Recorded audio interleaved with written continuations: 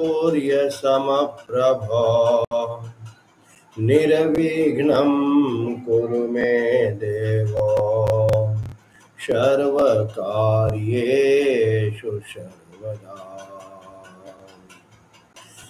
निर्विघ्नं कुरु मे देव सर्वकार्येषु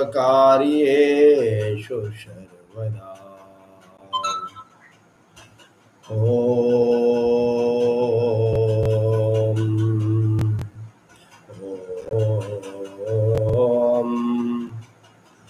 स्वमुखश्चैकदन्तश्च कपिलो गजकर्णकः लम्बोदरश्च विकटो विघ्ननाशो विनायकः धूम्रकेतो गणाध्यक्षो भालचन्द्रो गजाननः द्वादशैतानि नामानि यः पठेत् शृणुयादपि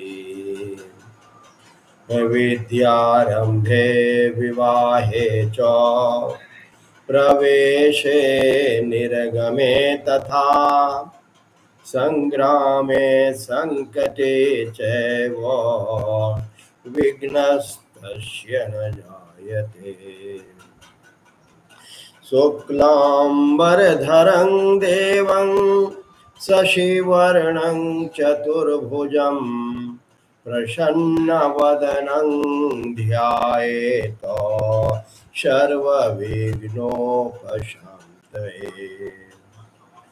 अभीप्सिद्ध्यर्थसिद्ध्यर्थं पूजितो यः सुरासुरे सर्वविघ्नहरस्तस्मै श्रीगणाधिपतये